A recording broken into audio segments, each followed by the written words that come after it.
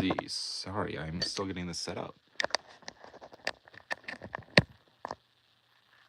Cool. And I think I am live.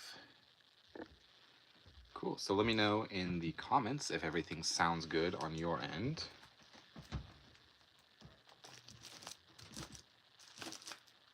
Let's see. Cool. So tonight I just wanted to quickly go over just a few little things. One being, let's see. Hey, dude, how are you? I am good. I am extremely busy.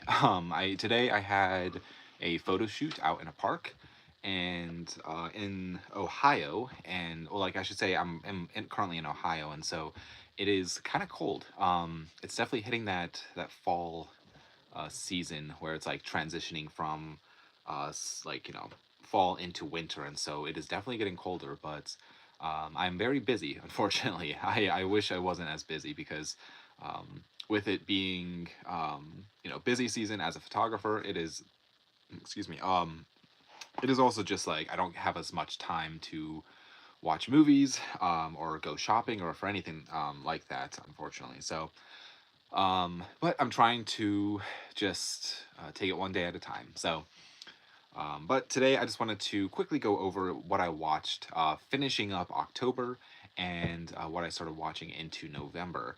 Um, so I definitely slowed down my watching habits because in October, if you were not aware that um, I was watching one horror movie a night. And so with the like I have from the last live stream, I have three more movies, which is the tail end of that, and yeah, and then November I'm definitely going to be slowing down my watching habits because of how busy things are right now. But I will also just be having other things to watch, like Criterion is going to be a main focus for the month of November because I believe, if I'm not mistaken, the Criterion sale is happening, or the Barnes and Noble sale is happening tomorrow. I think. Don't quote me on that, but I'm pretty sure it is happening tomorrow. So I'm very much looking forward to that. But the three titles that I watched for the last 3 days of October, the first one being, this was last Sunday, so a week ago from today. Um, Hello, Brian. Um, what I watched a week ago from today was the movie Rec 3, Rec 3 Genesis. So if you're not familiar with these films, this is the Rec collection put out by Scream Factory, and each Halloween I've been working my way through this series. So 3 years ago I watched the first one, then I watched the second one this next year, and then this year I watched the third one, and so then next year I'll be watching the fourth and final film. Um, these films are there was an American remake called Quarantine, and I do like the film Quarantine, but um, it's just a fun series. It's essentially a zombie, basically zombie series, like almost zombie vampire type of situation. This one kind of takes it in a different direction, which I do like. So I don't know. They're also, the first two are definitely like found footage, and then this one starts off to be found footage, and then it kind of transitions to more of like cinematic and just like a movie, which I really really enjoyed this film. I feel like it was a lot of fun. I loved the setting as being a part of the wedding industry. I've seen a lot of different weddings, and so this takes place during a wedding. I feel like it's just, I don't know, I can relate to it, I guess, a lot, but I really enjoyed it. I really loved it. I'm really looking forward to the last of the Rec films. Um, and then let's see. Hey, what made you pick Criterion for November? Just the sale. Yeah. So I figured like October great for Halloween, obviously because Halloween, but great for horror because of Halloween. Um, November is kind of like I feel like definitely the sale plays a big factor of that just because of the Barnes and Noble sale. Um, but the um, what is it? like between the sale and I feel like Christmas for December I feel like makes more sense. And so you have kind of like this weird in between month between October and December where it's like not many like Thanksgiving movies exist. We are getting one, thankfully, this put out by Eli Roth, which I'm very much looking forward to. Um, but yeah, I'm very excited about that. So, um, yeah, the Criterion. So my mind is like in a million different places right now. But Criterion November, I feel like it kind of fits because since there's no holiday really besides Thanksgiving, but there's not really a category of Thanksgiving films. I figured I'd just be focusing more on Criterion and kind of doing some videos along with Criterion, like not the company, but just talking about Criterion in general. Um, so I'm very much looking forward to just that. Hopefully that answers your question. But the next movie I watched, this would have been on Monday's movie, yeah, was the film Blood Sucking Freaks, which this is put out by Troma. Um, yeah, I did not know what to expect from this movie. I know that it was one that Vinegar Syndrome semi recently put out on 4K. I think it was actually in their latest batch of movies that they released, and I had no idea what to expect, and it was definitely not what I was expecting either. It's like definitely I mean, essentially, it's kind of like almost like a gross out movie. And it's definitely not for everyone. Um, but it was also just like interesting. I don't know if I need it necessarily on 4K. It's one of those that I feel like it was fun watching. I don't know if I'll revisit it anytime soon. Um, but it's an interesting film, I guess. I don't know what else to really say about it. Um, but the on Halloween then, what I was very excited about was this movie that I'm going to talk about here. That's I guess I could just show it. This is yeah, this is what I watched on Halloween night, and that was Halloween: The Curse of Michael Myers. And so this is one that I've only seen the theatrical cut, and I've never seen the producer's cut of this movie. And so I was very curious on what the difference would be between the producer's cut and the theatrical cut. Um, and I loved the producer's cut. It's been a very long time since I've seen the theatrical cut, but yeah, maybe I will have to watch it sometime soon just to kind of compare the two. I feel like it told a fairly coherent story. It's definitely not the best Halloween by far, but it's definitely not the worst. And I feel like this movie it got a lot of hate because of the theatrical cut. Um, but yeah, I mean I liked the producer's cut in that. So and then let me get to some of these comments. Oop. Watched Eraserhead and Hellraiser 2 last night. Good flicks. Yes, I agree. They are both fantastic. I absolutely love Eraserhead. Let's see, where was it? Oh, it's on the other side. Yeah, Eraserhead is one of those films that I need to rewatch it soon. It's been a while since I've seen it. I've seen it I think 3 times, maybe twice. The first time I ever watched it was on actually a beta tape, which was actually a lot of fun. But the second time I watched it, I think it was the Criterion Blu-ray. So, yeah, I love Eraserhead. It's such a great film. Hellraiser 2 as well is also just a great movie. Um, let's see. I was going to ask your thoughts on the wedding setting in the Wreck movie. Yes, I really liked it that it kind of like plays with the wedding like the wedding like I guess themes where like essentially it's like the groom and the bride are trying to get back together throughout the whole film and um both actors are I mean what's her name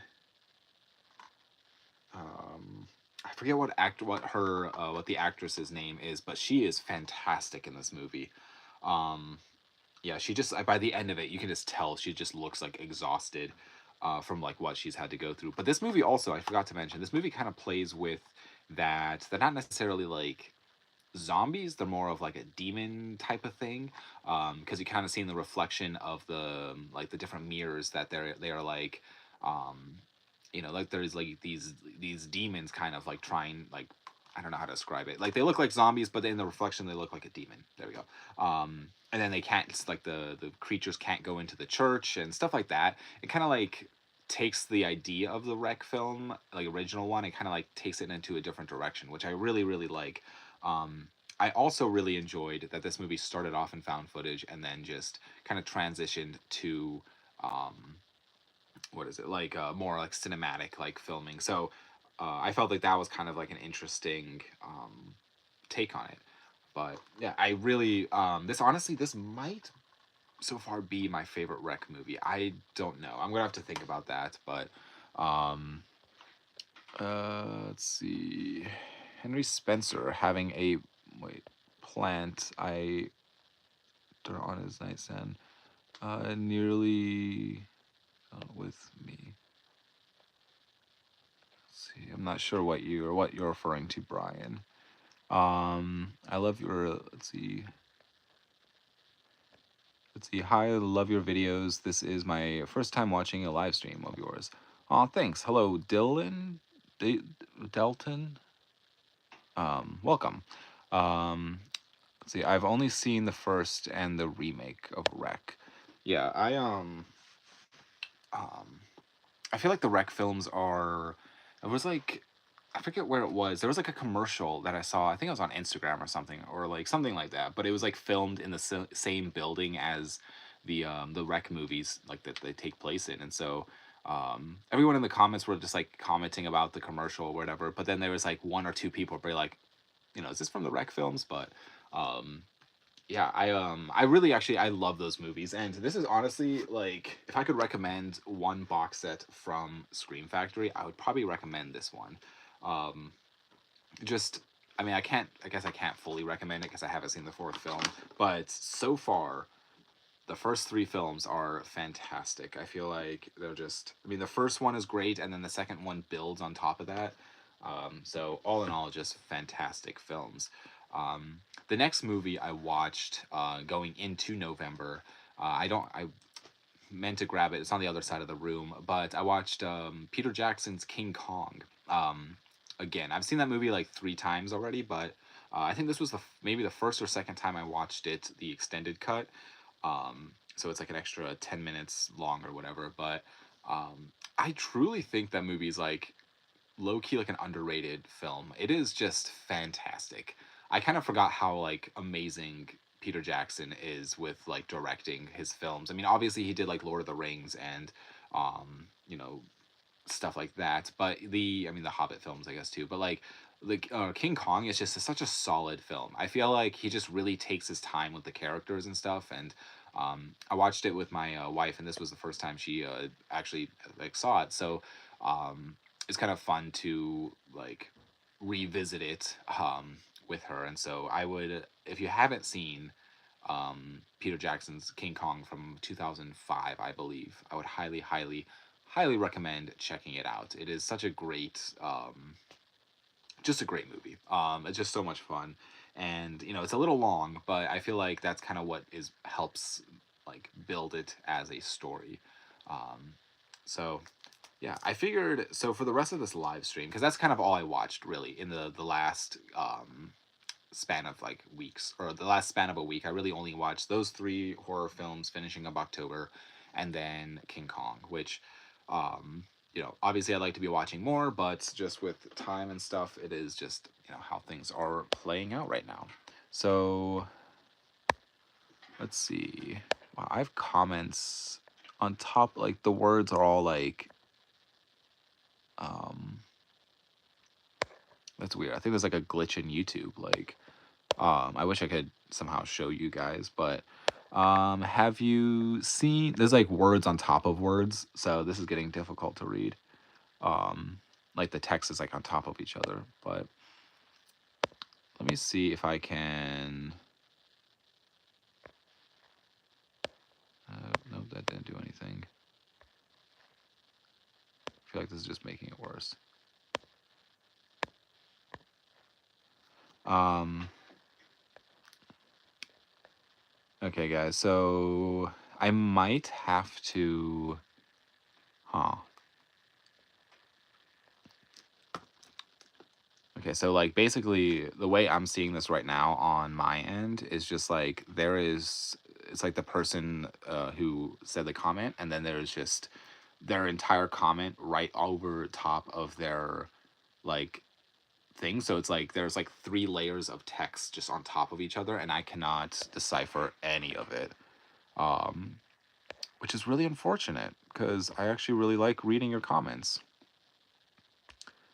And I'm trying to play around with the settings, seeing if that helps at all, but it doesn't look like that is helping whatsoever. Um, so, let's see. I wonder if my wife is watching right now. And if she is, I wonder if she could bring me her laptop so I could read comments, because this is not good. um, yeah, sorry guys. This is awful. Uh, I see people like I see somebody like with an A, like their little profile is like an A, somebody with a another or uppercase A, lowercase a D, but that's like all I can tell. I can't even see like your usernames or anything. It is just your to the text is all over the place. Um, so but I will get to all of your guys' comments. I do promise. I think my wife, she just texted me saying she'll bring me her laptop so I can actually be reading your comments, because that's so unfortunate. YouTube must be glitching, so I do apologize, guys. And um, yeah, so because it's like it's bad on my end. Um, if you just go to the, sorry, my wife's over here. Oh, if you if you could just go to YouTube and then just pull up this live stream, and I could just Can go it off be there. on anyone's account? Yeah, it doesn't matter. Okay. Yeah. Just so I can just see Yep. the live chat. But Very good. I also figured tonight, guys, which when we're figuring out the comment situation, I have some Criterion here and other films that I was just going to open up. I did this once before, where I basically just go through, open them up. I don't have my razor with me. It's on my TV stand. But because that just makes opening things up. I think I talked about this too briefly, that like I have this really bad habit of when I get something like brand new, I am just kind of like putting it on the shelf. And thank you. And like I just like tend not to open it. I talked about this in I guess before, where I just, I'll buy a brand new, like, I mean, this is like Raging Bull, like brand new, and I just don't open it. So yeah, it's really frustrating. Thank you. Yeah, yeah.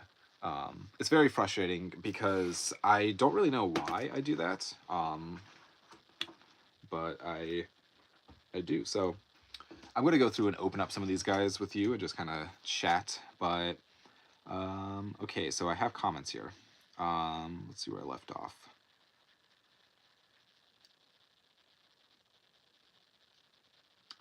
Um,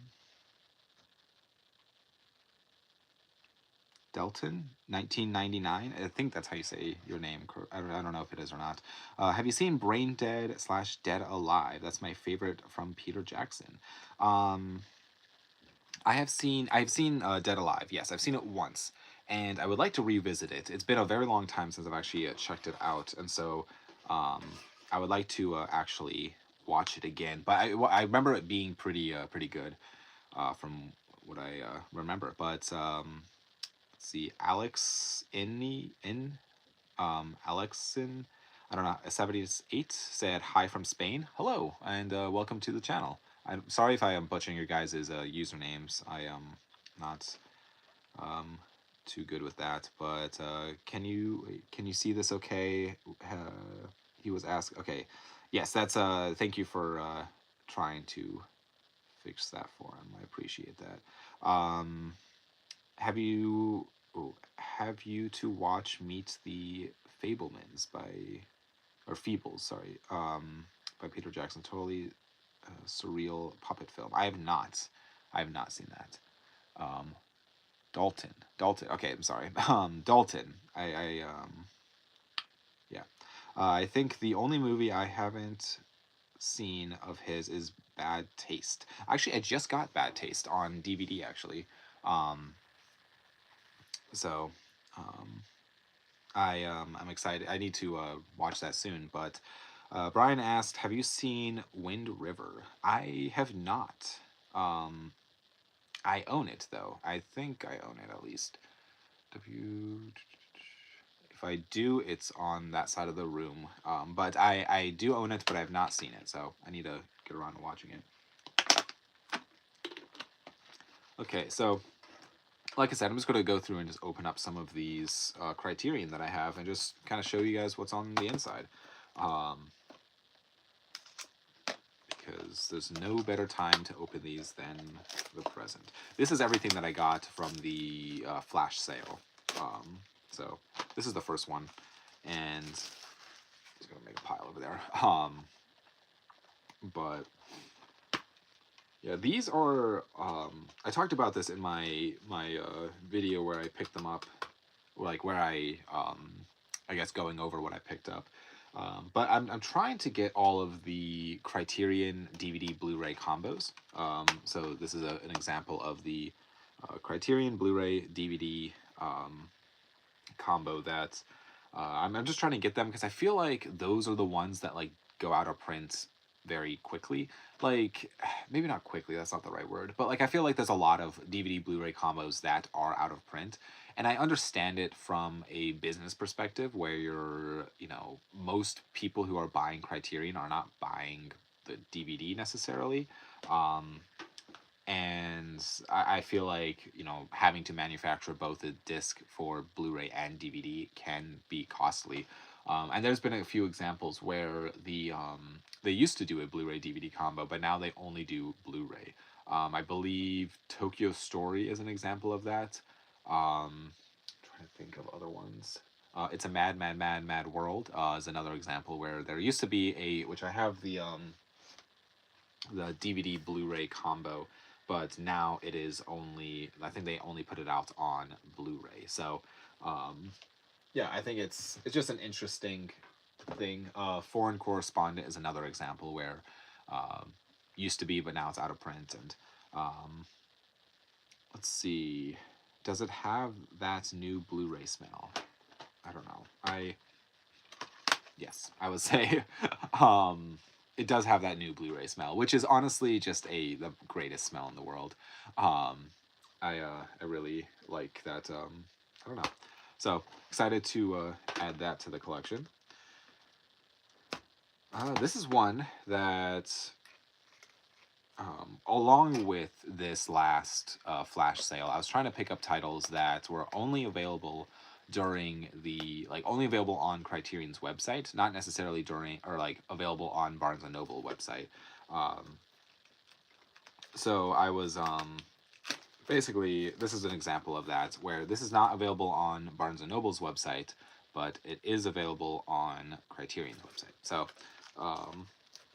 trying to stick with that, I guess.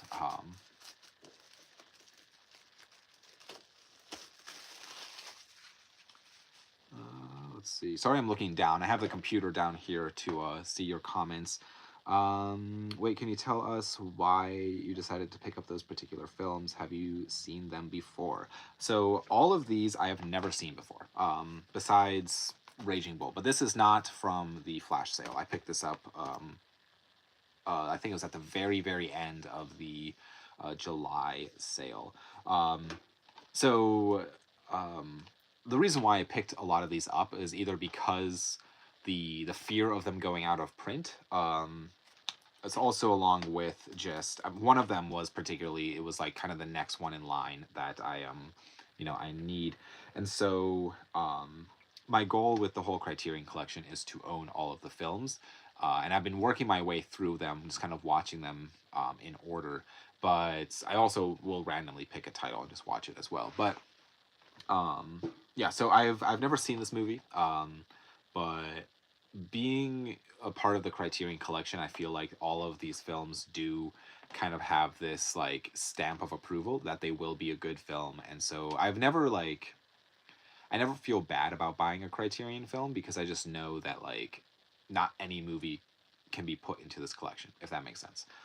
So that's kind of why I don't mind blind buying basically all of these films. Um, so this is another one that's an interesting booklet. I've never seen a Criterion booklet kind of open like this. That's really interesting. And this is the Floating Weeds films. So a story of floating weeds and floating weeds. Let's see. How did you get started with your Criterion collection? Did you purchase a big lot or?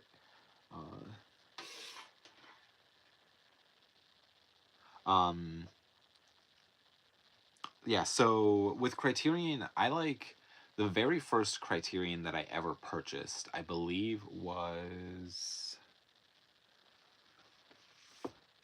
it was this one. I could be mistaken in this. I worked at a video store several years ago, and this was sitting in the case. And so I remember I had a like a coworker of mine. I should have like a little stand for all these movies when I'm talking about them. I had a coworker of mine kind of explain to me what the Criterion Collection was, and kind of like because back then I was really just focused on getting all of the Friday the 13th films, or all of the Nightmare on Elm Street films, or stuff like that. Like I don't know. I also picked up one of the first ones beyond this was the film Grand Illusion. So that was spy number one. And I loved the idea of them being this like collection, which each one is like numbered. And I remember my coworker kind of showed me what all the Criterion Collection has to offer, and kind of like was kind of going through the whole website with me and stuff. And so from there, I just kind of fell in love with the whole like label, because I just felt like it was just kind of like the best of the best. If in my brain at least, that's how it is. Because before this too, I also was trying to collect all of the Best Picture winners, and so I went through and bought up all of those, and so I because to me I was like, oh well, the Best Picture winner would mean like it was the best picture of, or like the best movie of that year. Um, However, that's really not necessarily accurate. I feel like yes, they have a lot of classics within the Best Picture like line, but at the same time, there's also so many movies within the Criterion Collection that I feel like are better films than any of the Best Picture winners, if that makes sense. Or more influential films. Maybe that's a better word than better. So I just liked the how like the packaging of each of these, and just I mean this one, I think this one's actually out of print now, but how it has this like really nice booklet with it. Um, and just overall just like a great release of the film Red River. And so from there, it just kind of spiraled into wanting all of them. I believe there was a photo that I took, and I think I had, 5 or 6 Criterion. And at the time, they only had 800 spy numbers, I think. This was years ago before, because now they're up to 1,200 spy numbers. And so, um, yeah, I feel like when I was watching it, or when I was getting like buying up Criterion at the time, I was only getting like one here or there. But then I found about the Barnes and Noble sale, and from there it just kind of spiraled. So hopefully that's an answer to that collection, or the question about how I got started with Criterion. Um, and I've never bought like a huge like lot of Criterion, if that makes sense. The most I've bought at one time might have been, I don't know, 15 maybe. Maybe during like the sales, there was a few times where I went a little hard and like bought a lot of Criterion, but I usually try to be smart about buying them, and trying to get them um, you know trying to get them like cheaper. But let's see. Criterion stamp of approval is definitely better than Rotten Tomatoes. I agree, Brian. I I think Rotten Tomatoes is so like I don't know. It's so like all over the place, because I watched a video on this recently where it was like I don't know what it's called. What term they use for like referring to it, but whenever a new movie comes out, where it's like, just say Spider-Man Into the Spider-Verse. comes out, and everyone's hyped up about the movie, and they'll go on Rotten Tomatoes, give it a perfect score, whatever. And so over time, though, you know, so many people will like rate a movie so very high right when you walk out of the theater. That's why I particularly don't necessarily like giving my opinion about a film walking out of the theater, which drives my friends kind of crazy because I like to sit with a movie and like think about it, and really just like process what I watched. And I don't like to walk out of the theater being like that was the greatest movie I ever saw, because it probably isn't. And I could almost call it the Star Wars effect, where um, like the Star Wars effect, where it's like when the new Star Wars movies kind of came out, and the what's it like when Force Awakens came out and everybody loved it. It was like this big. Everybody thought it was the greatest Star Wars movie ever made, and maybe not actually, but people really liked it. And I remember walking out of the theater thinking it was like one of the best, one of the greatest ones. And the more time I sat with it and thought about it and watched it again, my opinion changed on it. And so I don't necessarily go off of Rotten Tomatoes, because I feel like, you know, people have that, like the movie will come out and people will be hyped about it, and but over time the movie starts being picked apart, people think about it more, and I think that's why I like the Criterion Collection, because they don't necessarily um, like they don't necessarily like what's it called, put out newer movies. They do, but like not a lot. And so I feel like they really take their time to evaluate if the film is within like worth being um, being like within the collection. So hopefully that also answers. It's not really a question, but that was just a mini rant, I guess. Let's see. The first Criterion pickup and how I learned about was okay. You're talking to Brian, um, and you guys are kind of having a conversation back and forth. Okay, so um, I'm watching you in VR. LL, so cool. So like VR. So like the VR goggles, I'm assuming, because that would be kind of fun. I didn't know you could actually even do that. So I hope you are enjoying that. Do you remember your first Criterion, Brian? Okay, you guys are still talking. Talk is awesome. Okay, cool. Do you have Black Phone? I'm assuming the movie Black Phone. I do not. I feel like that movie, it kind of came out in theaters, and then it like I don't remember seeing a physical release of the movie. I feel like there was a physical release, but I don't remember seeing one. So that's interesting. Yeah, I don't remember ever seeing a physical release of Black Phone, but I do want to see the movie. I've never actually seen it, and I wanted to go to see it in theaters, but I never got around to it. So I should keep going on these.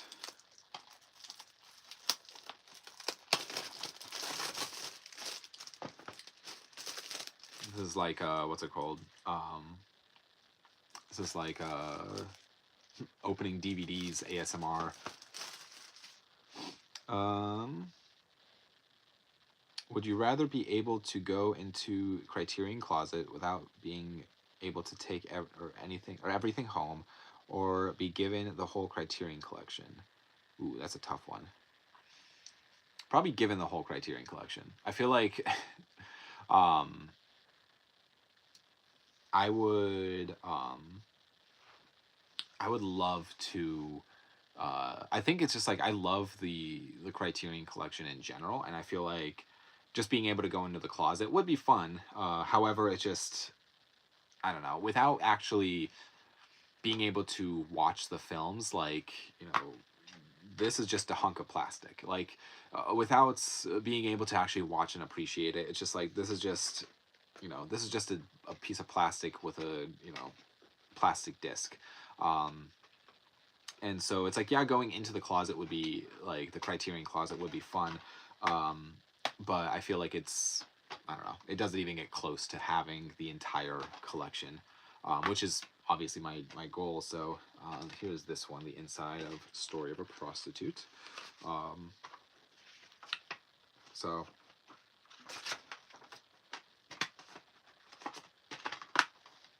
yeah. Did you watch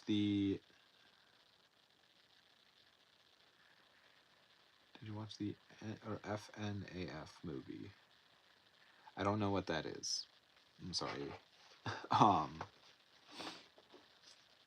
Five Night at Freddy's. That's it. Okay, yeah. Sorry, it took me a minute. Did you watch the Five Nights at Freddy's movie? I did not. Um, I wanted to, however, I just haven't had a chance to get to the theater. I never really like. It's a game, right? I believe. I don't know. I never like played the game or watched anybody of like watching the videos of it. I know it's aimed closer to like children, if I'm not mistaken. I could be wrong on that. Um, but yeah, I feel like that and I've talked about this briefly in the last live stream where the Five Nights at Freddy's movie is similar to the what's it called? The Nicolas Cage movie, the Willy's Wonderland. I could be mistaken. Essentially, it seems like it's like almost the same movie, but I could also be because I haven't seen that one either. But yeah, have you seen a? I'm not going to try butch like say that name because it's going to be. I'm going to mispronounce it. Film before I have not? Question mark. I might have. You're referring to the film Story of a Prostitute by Sijin. I don't know this name right here. I have not. As far as I know, I've never looked into this director before, but there's a good chance I have. I'm just not remembering if I've seen it before, if that makes sense. What are some of their other films that they've made? Because I mean, I might have before, but um, yeah. So this right here, this is one that I really wanted for like during the sale. Um, this I think it was the last Barnes and Noble sale, and that's the film Hearts and Minds. And this is spy number 156. And last sale, I was really focusing on spy numbers like 150 to 200, and just trying to get all of those. And I know I have a video talking about everything that I picked up before or during that sale. And so this is one that Barnes and Noble does not have on their website. And so you can't order this. They don't have it in store. I don't know if it has to do with like rights or something, but there is a handful, which is exactly why I bought these. There's a handful of films that they don't have. Let's see. You're saying Tokyo Drifter is is really popular and are on Criterion, and Shoot the Police Fan as well. I've seen Tokyo Drifter, but I've not seen Shoot the Police Fan, so I'll have to look into that one. But yeah, Tokyo Drifter was fantastic. I feel like it was very like kind of artsy in scenes, which I was not expecting. I really actually yep, I really enjoyed it, and the color was really cool in that film as well. Uh, so this looks, let's see, this is in black and white. So um, yeah, but Hearts and Minds. This is the Blu-ray and DVD combo. So there's the discs and a really nice booklet. 44-page booklet. That's awesome. Um, so I love it. Get it when they put a nice like thick booklet in the packaging. So excited to check that out. The next one here is this investigation of a citizen above suspicion. So it's another one that you can get this on just an individual Blu-ray or I believe individual DVD. I could be mistaken on that, but um, let's see which country based on or nope, not based. Besides your own, do you think makes the best films? Ooh, that is a great question, man. You sorry, I don't know what your name is. Um, this last comment, I'm sorry, I don't know how to pronounce um your name. Um, he asks some fantastic questions. I see you on here all the time, which I do appreciate. Um, that is a great question. Which country do you think makes the best films besides your own? Um, I'd probably say,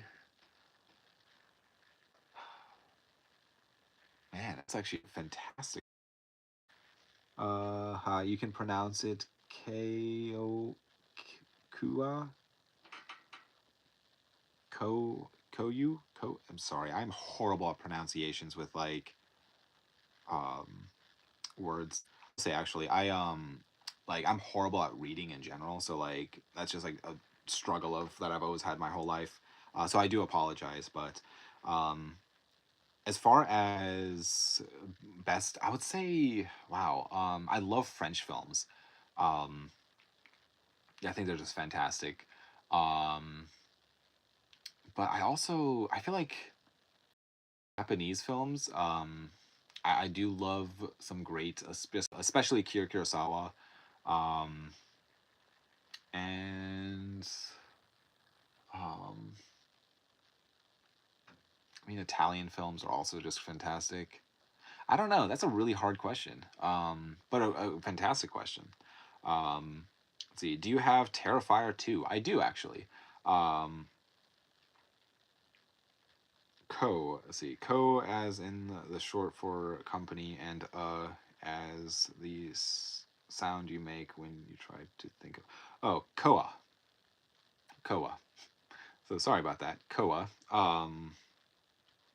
Thank you for those for that great question. Um, but do you have Terrifier 2? I do. I have it on 4K, and it's a great film. It's a long film, but it is. It's also just I don't know. I feel like it has like a good. I don't know. It has a good payoff on it for a horror film. I'm gonna try open this up without damaging the packaging.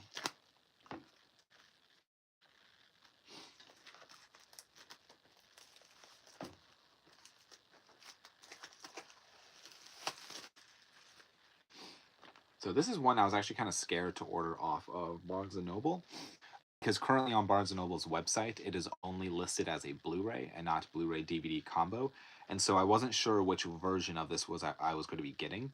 Both are currently on the Criterion page. However, like they're both the same price, and so for during the sale is $20 for this or $20 just for the standard uh, plastic case version of it. So um, because I absolutely love all the specifics, like the detail in this. I mean, even in here, I'm probably not going to be able to show this on camera very well, but um, in here you can see there's an image of the guy's face. You can kind of see it printed on the inside of the casing, which is an unbelievable detail on this release.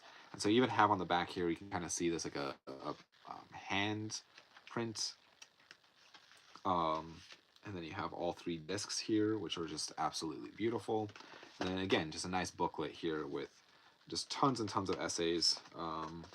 Looks like the booklet is 31 pages long. So um, just great. Absolutely amazing. I'm blown away by all of these Criterion releases. There's honestly just fantastic all around.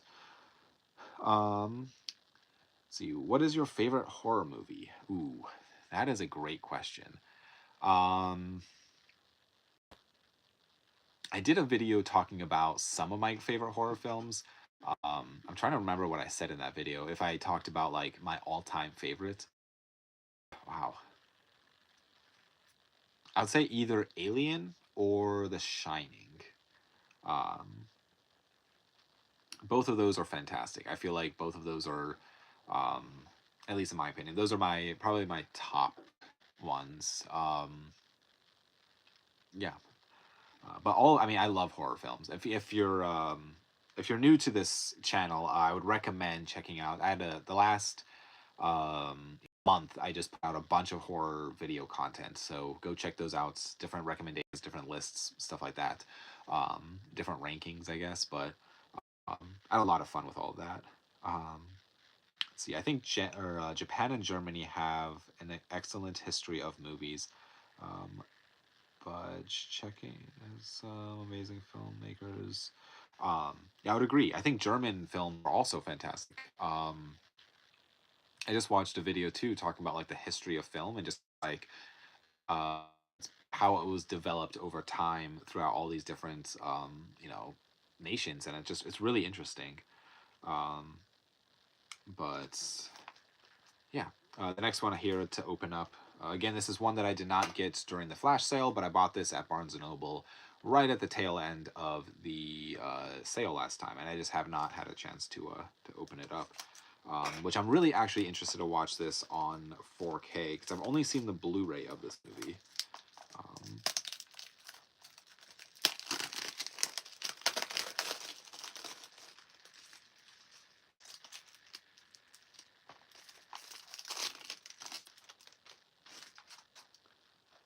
okay, so this is Raging Bull on 4K. Again, just an absolute beautiful release.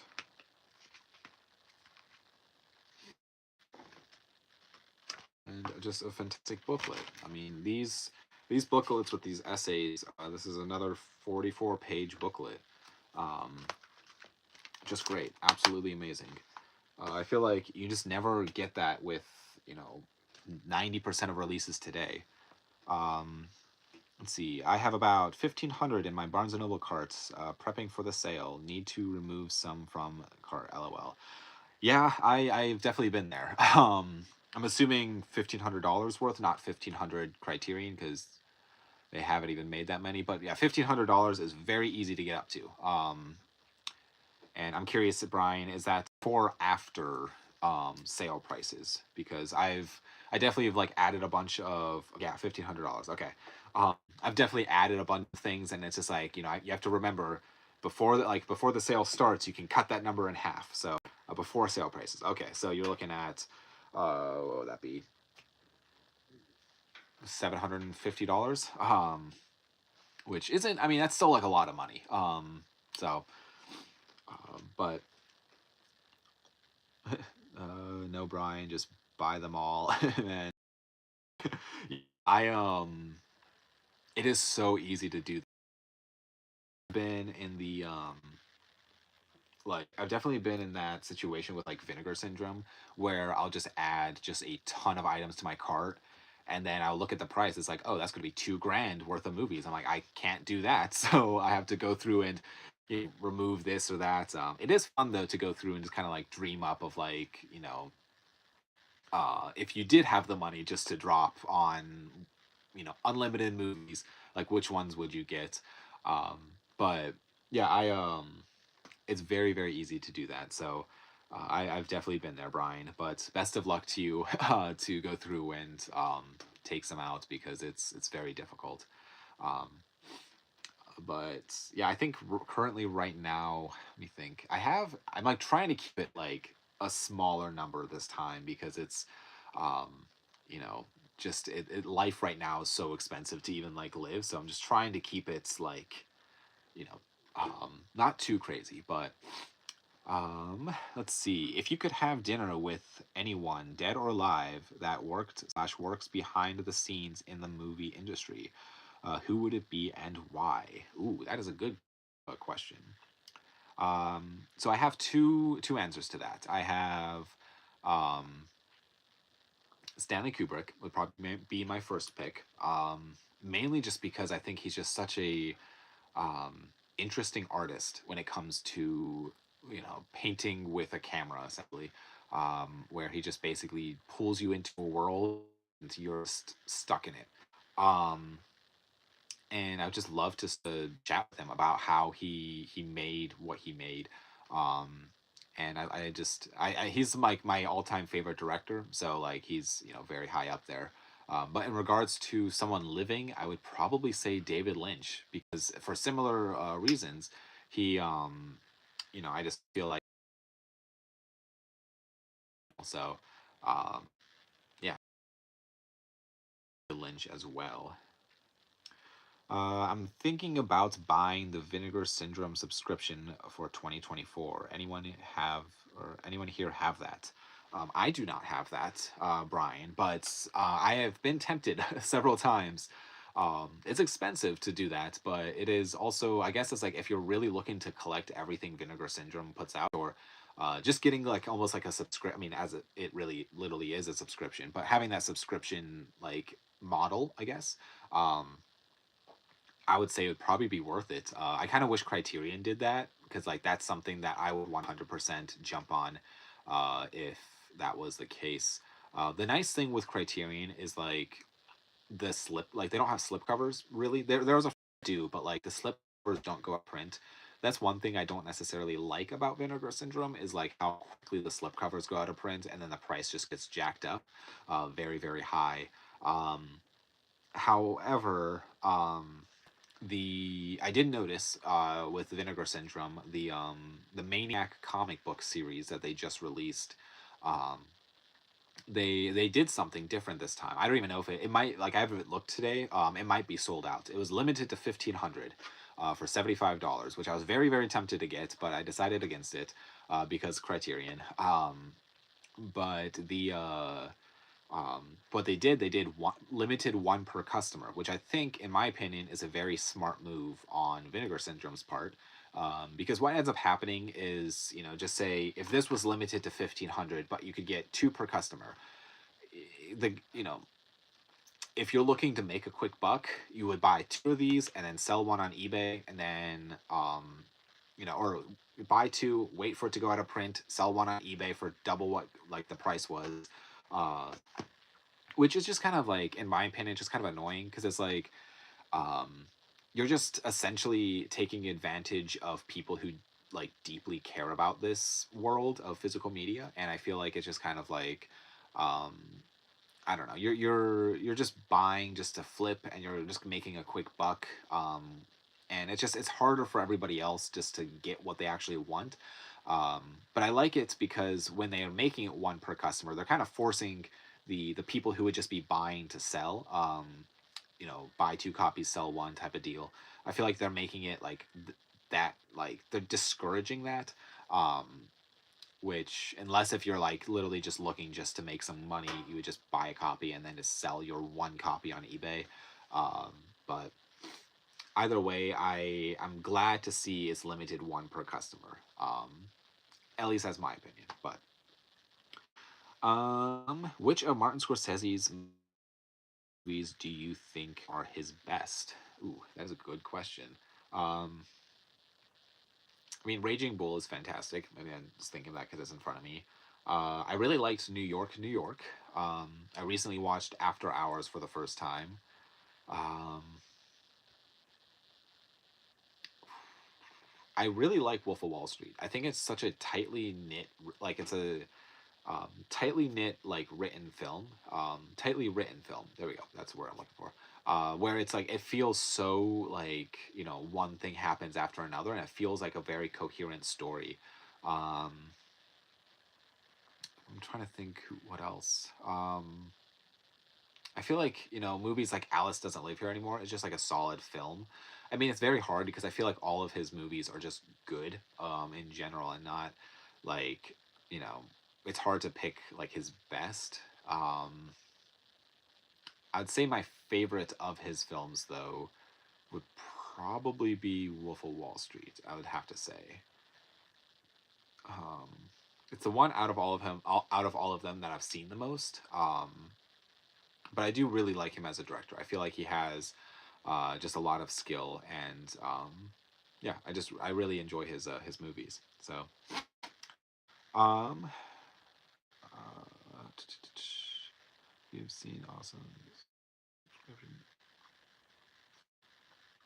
Let's see. Oh, you're talking about Brian. Okay.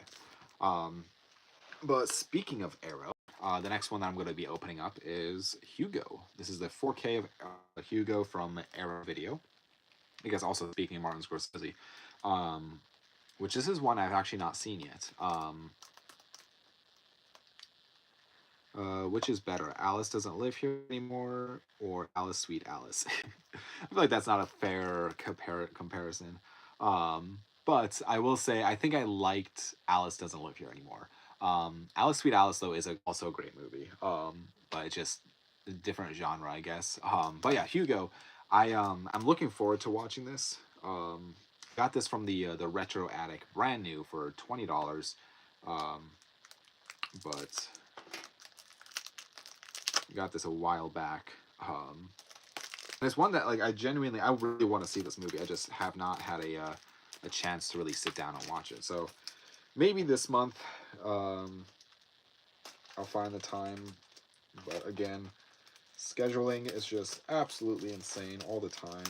Um, but this will be actually my, if I do watch this, this will become my first Arrow Video 4K that I've ever seen. So I've seen some of the Blu-rays of Arrow.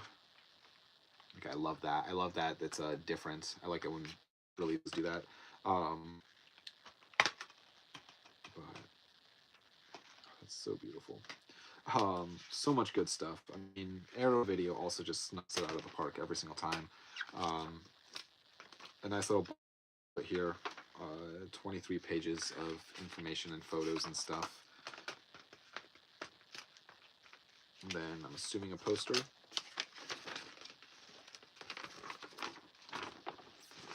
Double-sided poster, so just fantastic. I absolutely love that artwork. I think it's just so good. Yeah, but yeah, I love Arrow Video. Don't get me wrong, but I've actually never participated in any like Arrow Video sales. I only pick up Arrow really when I come across them cheap. And it's reversible artwork. That's awesome. So yeah, I whenever I come across Arrow Video titles that is relatively cheap, which is honestly the most like the place where I get most of my Arrow Video stuff is actually the Retro Attic. So what is your favorite Criterion artwork? Or favorite Criterion artwork, movie aside? Ooh, that is a good question as well. I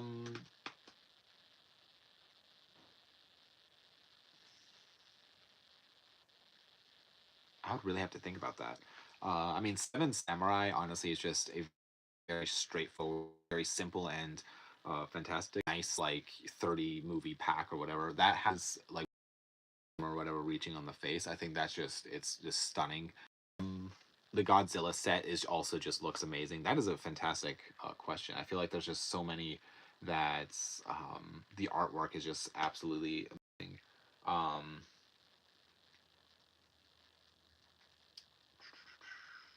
I don't know.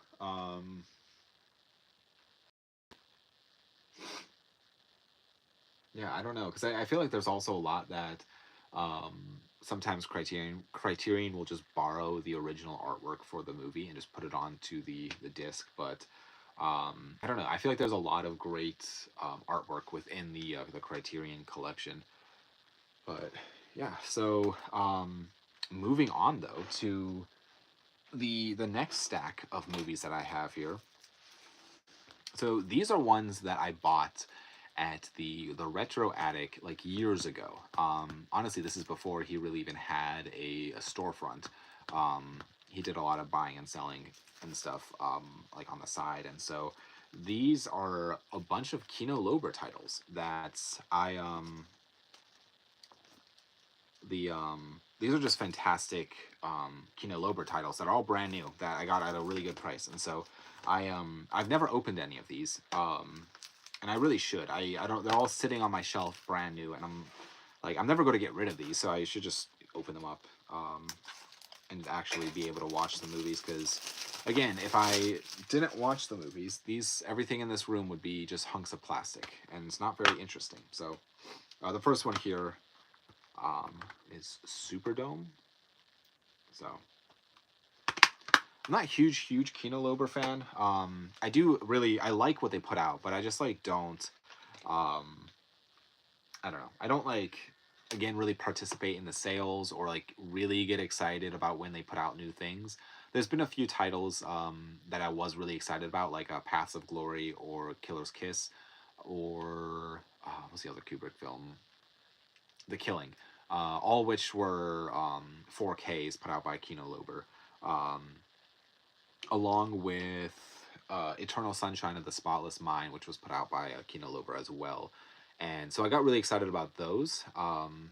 But as far as like the Blu-rays, there's not many that I'm like really, I don't know, really excited about. Besides, I mean, I do get excited, just not like, not in the same level as Criterion, if that makes sense. Um, let's see. At Izzy, I liked Seven Samurai and The Seventh Seal. Um, I can say I didn't like Stalker artwork very much, or Stalker's artwork. I have that one here. Let me just find it. Maybe, maybe if I'm fast enough.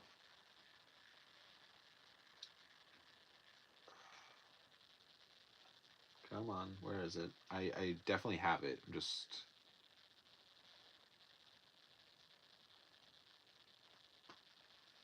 Why can't I find it? It's gonna be so frustrating.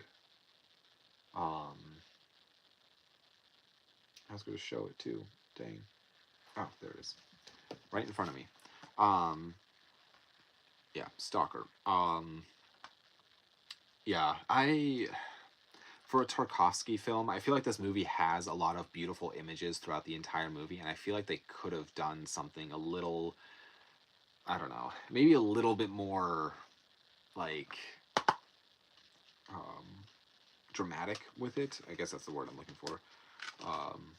Because this movie has some great cinematography throughout the entire film.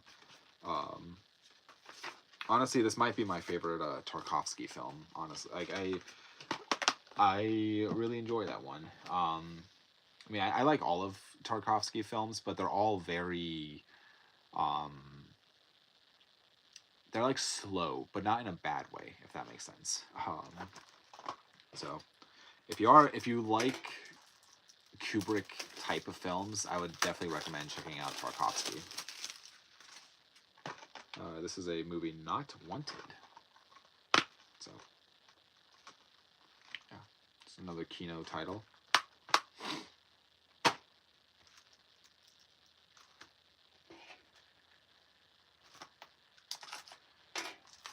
So this is a Spike Lee film. This is the film Jungle Fever. See, one thing I don't necessarily like with Kino versus like Criterion is, um, Kino doesn't have really like booklets. So there's not like I don't know. I feel like you don't get like a really nice like booklet with when it comes to the release of the title, which I am all for a good booklet. I don't really know why, because I don't tend to read them all that much, but I like having the option to read them. I should read them, um, but it's also time is an issue. So, The Sting 2 is another title that I have. So, yeah, obviously there was the movie The Sting, which won Best Picture. And so there's The Sting 2, which I have not. But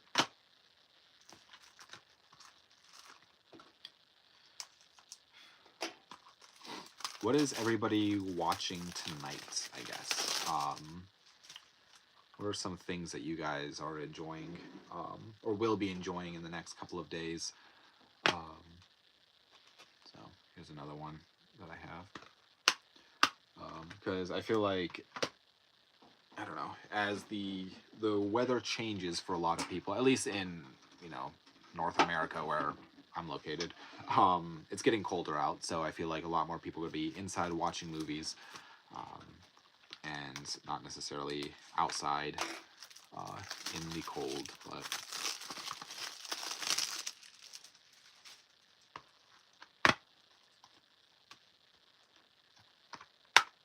yeah, I feel like a lot of these that I got,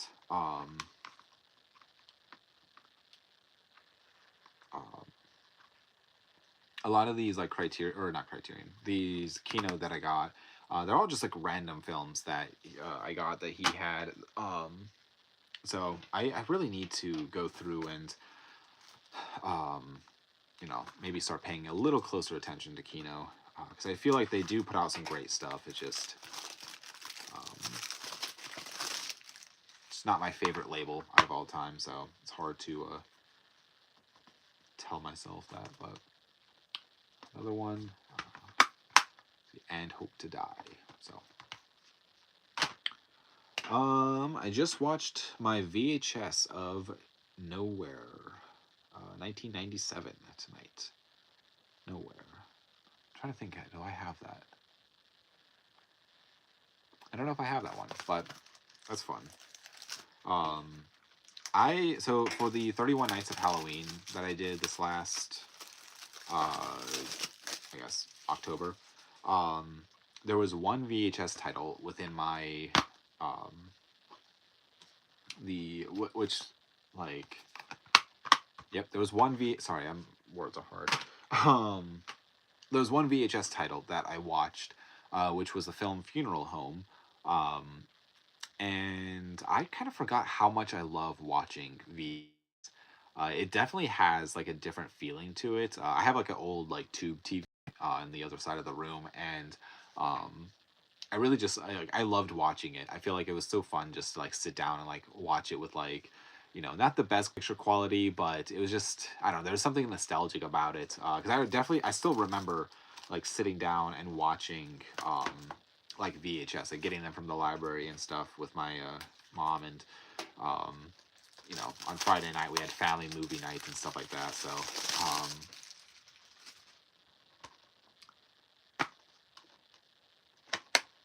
yeah, this is the next one. This is Orson Welles in this. So um, just another one I need to check out. I may watch I may watch an Argento movie, The Bird with the Crystal Plumage. Today I watched The Ballad of. Okay, yeah, yeah.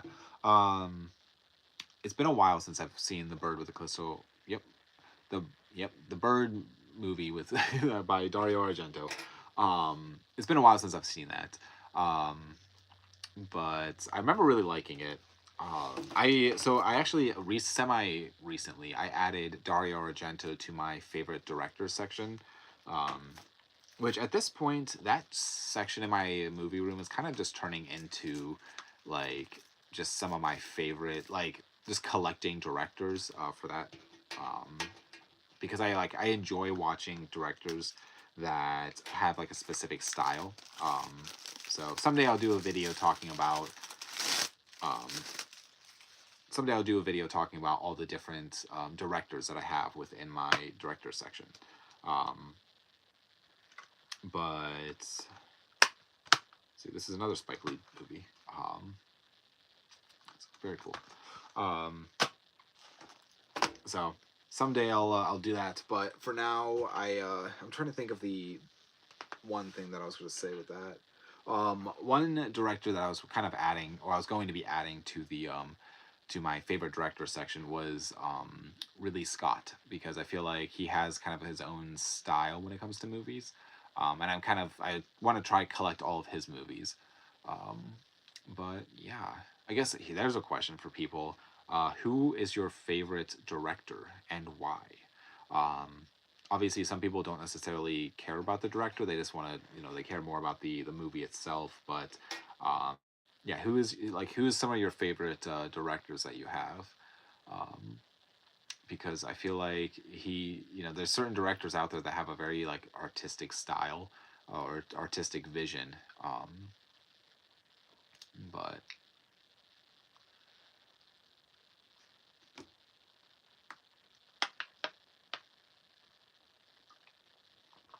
favorite director, David Lynch, because not other directors can pull me into their world better. I would agree. David Lynch is definitely up there or into like of just like almost like nightmare stuff. Like it's a very like beautiful world, but also a very terrifying world of what David Lynch can pull you into. Um, but yeah, I love David Lynch. I think he's a very interesting director. Uh, Denis Villeneuve, because he has beautiful shots. Um, yeah, he. I'm assuming. What movies does he make? That name sounds so familiar. I know I've seen films. Is he the one behind? I'm 90% sure he's behind Dune, and he's behind. I could be mistaken on that though. Why am I blanking on him? Um, yeah. I think that he's the best filmmaker.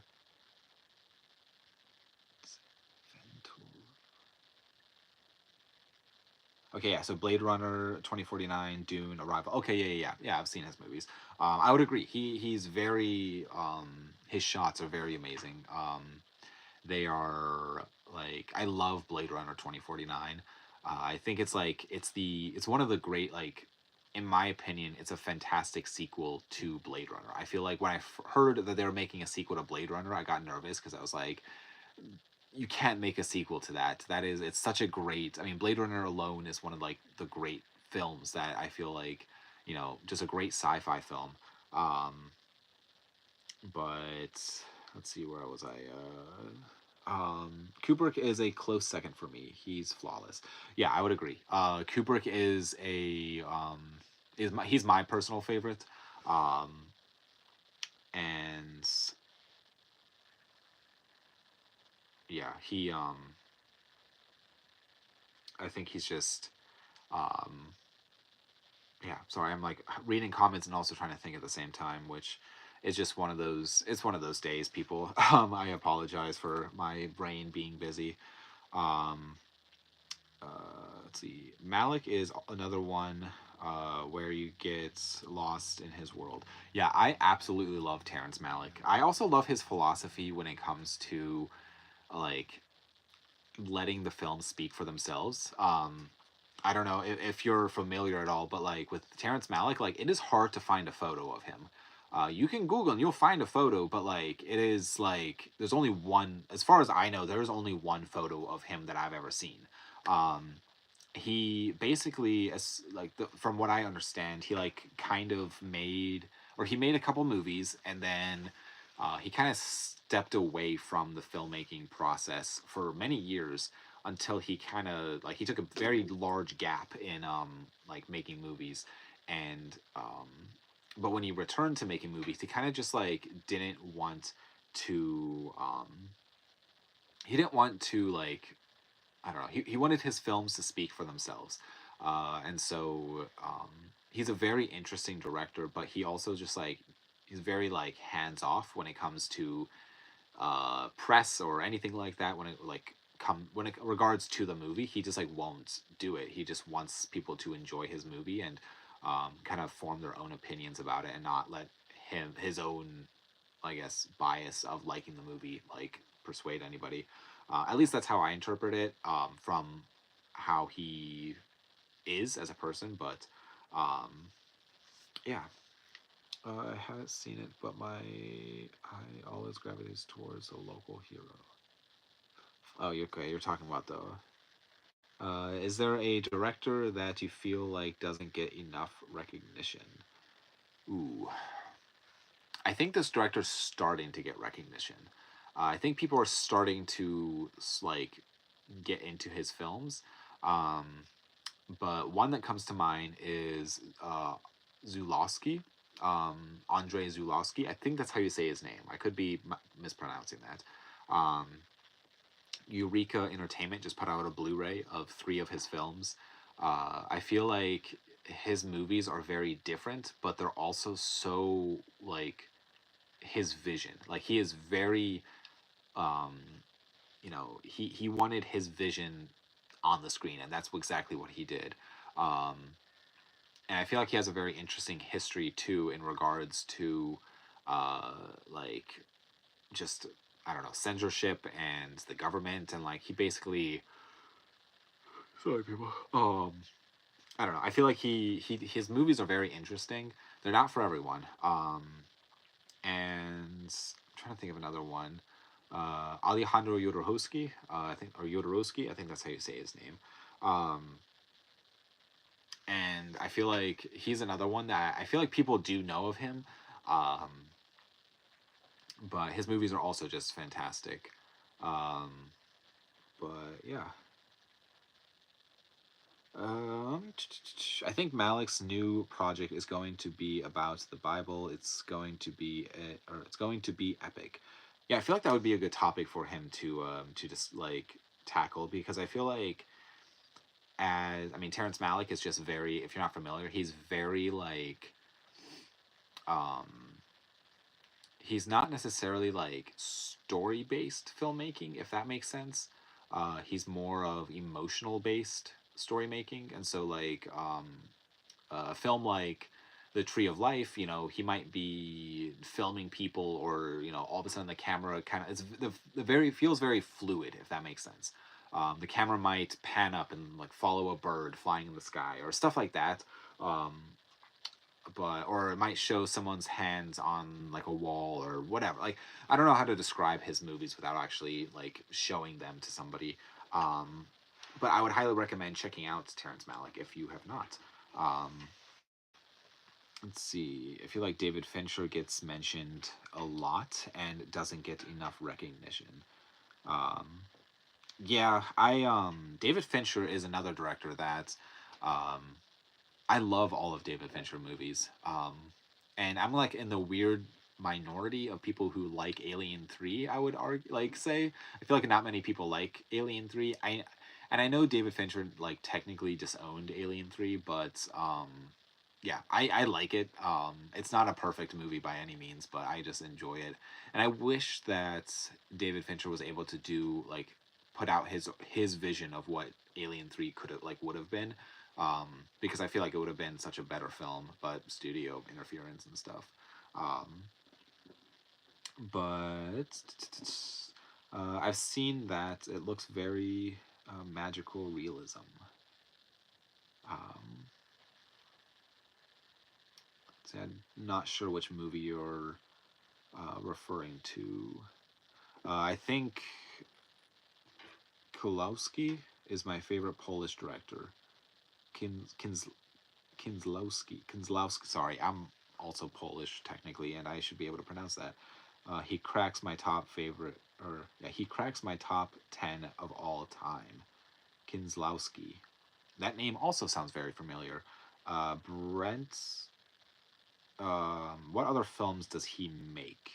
I feel like I probably have seen something by him, but um, Kinslowski. Yeah, I think that's how you say it. Kinslowski. Some of these Polish like last names are very difficult to pronounce properly. So, um, the Colors trilogy. Okay, so yes, the Colors trilogy. Yeah, yeah. I've seen, so out of all of this, I think I've seen Blue.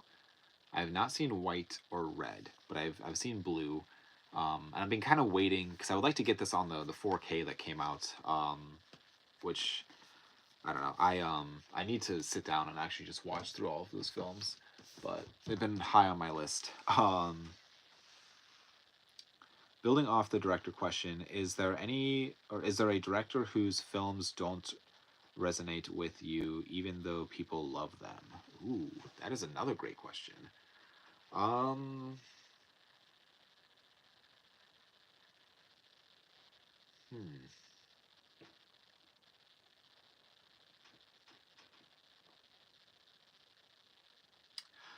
Here we go. Um, I would say Paul Thomas Anderson, um, which I'm trying to think, films like Punch Drunk Love, or I'm trying to think of the other ones that I'm thinking, like what other movies he's made.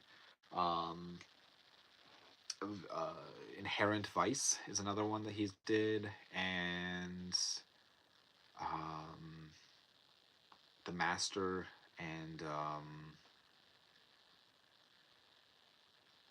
yeah, there's just like something about him as a director. Nothing against him as a person. I just feel like I don't connect with the films like how other people do, and I don't know if I just need to rewatch them. And I don't know. I might just be have to rewatch them. I feel like the movie Inherent Vice, I was just bored throughout the whole film. I just feel like I wasn't like, just not getting it or something, and I need to just sit down and rewatch it. That might be probably my best answer that I can come up with right now. Um, but yeah, which I know some people might be like shocked because that might be like, I mean, he's a great director, but I just feel like me personally, I just don't connect with his films as much as other people do. I have most of his movies. I don't know. I just don't. I don't know. There's just maybe I just need to rewatch them. But what makes a movie qualify as a perfect film? Ooh, that's a good question too. Um,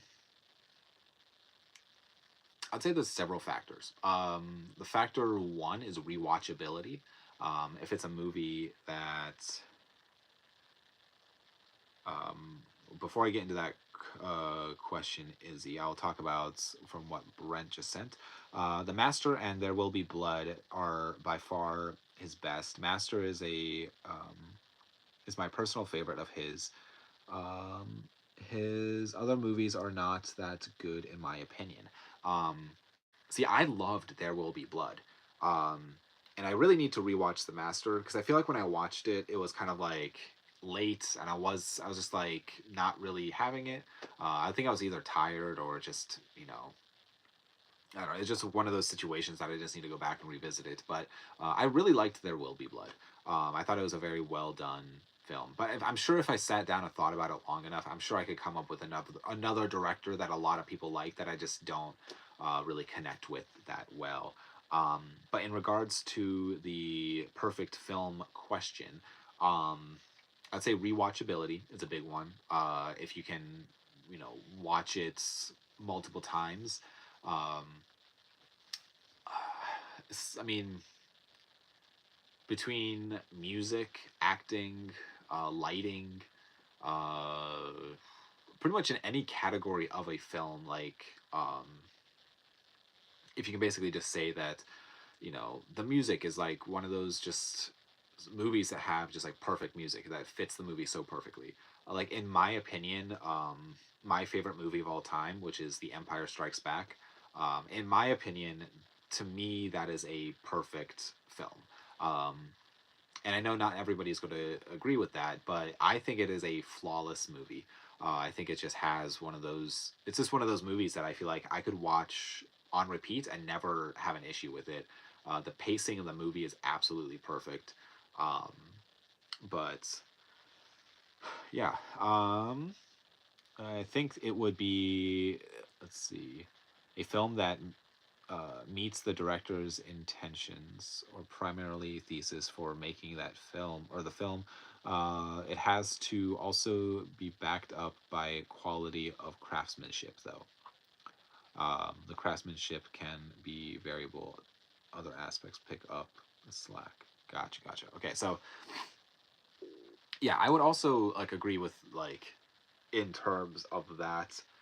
Um, like I would say that it's kind of like if everybody is bringing their A game to to making that film. So, um, like in my opinion, with like Empire Strikes Back as an example, people were like the craftsmanship of just making like the models for the film, were like the best of the best people working on it. Um, I also think it kind of like it did the impossible where it's like it took, Star Wars, arguably one of the biggest movies to like ever come out, and then it made a sequel to it that was both interesting and it continued the story and built the world even better. Um, and I just feel like it's one of those movies that like, no matter how hard you try, it's kind of like capturing lightning in a bottle. I just feel like it was all the right people at the right time, just working on that film. So, um, yeah, I think it's a mixture of all of those elements.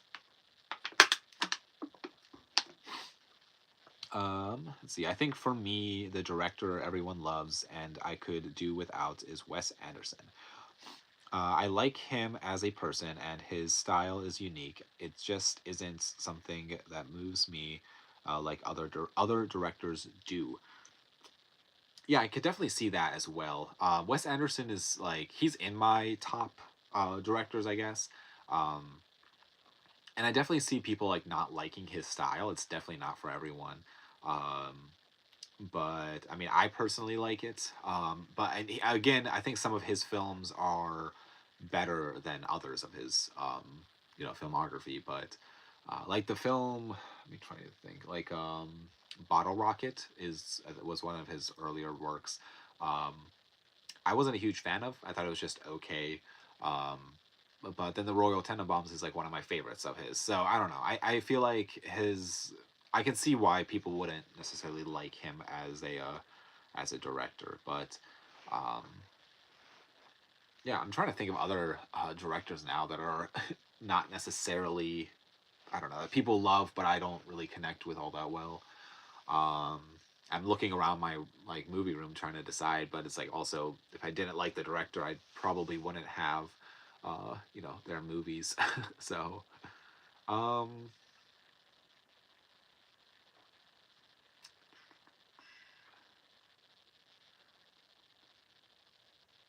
yeah, I don't know. I feel like there's definitely movies out there that I probably just didn't connect with all that much. Um, but yeah, I've been talking now for 87 minutes almost. Yeah, 87 minutes, which is almost an hour and a half. Um, so I'm right under an hour and a half of talking. So, um, let's see. I don't like Eli Roth movies. Yeah, I would also say that Eli Roth is one of those directors that's not everybody like enjoys. I feel like, I'm like in the area with like Eli Roth that it's just I can appreciate his films. I feel like I understand what he's going for, but they're definitely not for everyone. I am looking forward to though with what's it called Thanksgiving. I feel like this could be a fun one, but um yeah, I think that's if I sit down long enough and think about it, I'll probably come up with a whole list of directors that I don't personally enjoy. Which maybe I'll do a video on that in the future where I talk about some of my like favorite and like least favorite directors and like why. Um, or honestly, that could just be a whole live stream like topic. Is just where we talk about um, directors, and I can make a list. Maybe I'll put that in a description in the future so people have time to make their lists of different directors that they like or dislike.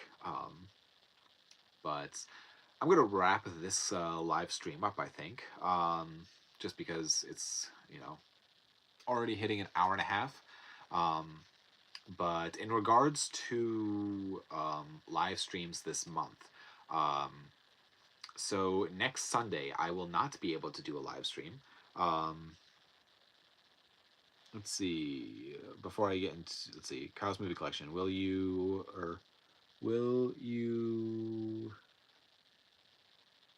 Uh, sorry, it's like harder to read. Let us. Will you let pick? Wait. Okay. Sorry.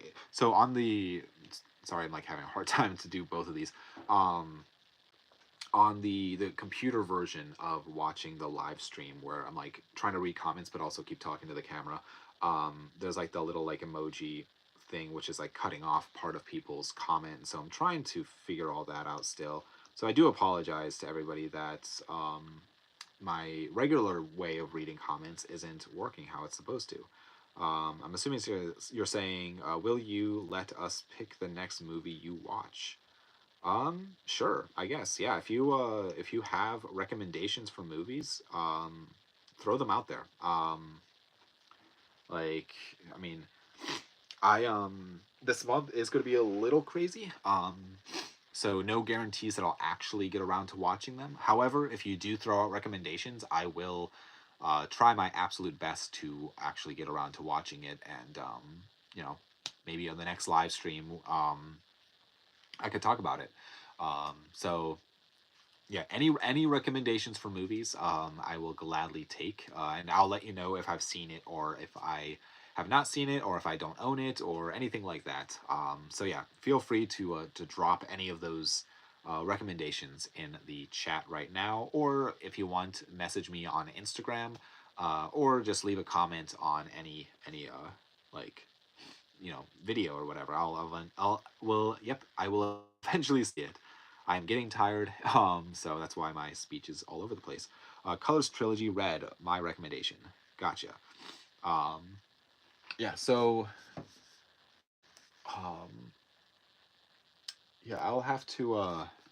I really need to watch those, but I will try my best to get around to watching. Uh, what's it called? Red this week, or sometime in the near future. Watch the new Blu-ray 4K restoration of Doom Generation. Is that a documentary? Watch the new Blu-ray / 4K restoration of Doom Generation. Cat, is that on streaming or on a disc? I don't. I mean, I certainly don't have it. But yeah, let me know where I can find that, and I will try to watch that this next week or so. Um, but in regards actually to live streams, the next live stream that I will be doing, I'm gonna have to skip this next Sunday. With in regards to live streams, I just have a lot going on this week, and unfortunately, I just won't be able to do a live stream. So. I will say though, just keep an eye on my Instagram. My stories is where I post when the next live stream will be. I try to post 24 hours in advance so people have time to, I don't know, sit down and watch these if they want. But yeah, just keep an eye on that, and that is where I will post my next live stream. So it might be a week, might be a couple of weeks. I should say it's not going to be a week. So it might be a couple of weeks from now until I get around to doing another live stream. I'm going to try very hard to um, find the time to do these. But it's just, as I said earlier, this is my busy season as a wedding photographer, and so I just have a lot going on, a lot of editing. After shooting a wedding, like photo wise, like after taking photos at a wedding, I should say, is a better way of saying that. I can walk out with 2,000 photos that I have to go through. But I will try very hard to find the time for this channel, because I think, like, even with the technical difficulties that I had tonight, it's still so much fun to interact with you guys. I love having a conversation with you guys. It's so much, it's my favorite part of this whole channel. So um yeah, so I think that is, unless if anybody has anything else to add, I think that is it. Yeah, I will be posting videos once a week now. I knocked my number from twice a week down to once a week, just so I can just you know since my schedule is insane. But um, I don't know. Just trying to still be able to put out videos and not lose my mind in the process of it all. So um, yeah, I definitely posted. I forgot about this too. I definitely posted a video like this last week, and it was like I accidentally dragged the raw video file onto YouTube when I was uploading it, and 80 people saw it. So it was me like making mistakes and pausing and redoing things, and um, so if you were one of those 80 people, sorry, I I apologize. Um, but yeah, so but things happen, so it's just I had to go back and put the right video file in. So um, yeah, but thanks for doing these. Enjoy them. Thank you, and later, dude. I appreciate you guys so much for stopping in on these live streams. I really have fun.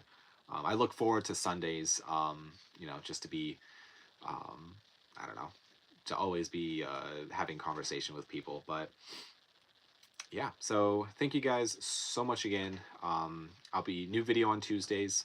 Um, and I think that's all. I think that's everything. So, but I will see you guys all in either the next live stream, whenever that is, or on video on Tuesday. So, thank you guys. Oh, I should say before I leave, um, looking forward to the video on Tuesday, the special one that I've been working on for a little bit now. So, yeah, I hope you guys enjoy that because it was a very fun video to make. So just keep an eye out for Tuesday the 7th, which is in a couple days, the video. But anyways, I'm going to stop talking because I'm at 96 minutes. But thank you guys so much for watching, and I will see everybody later. Bye.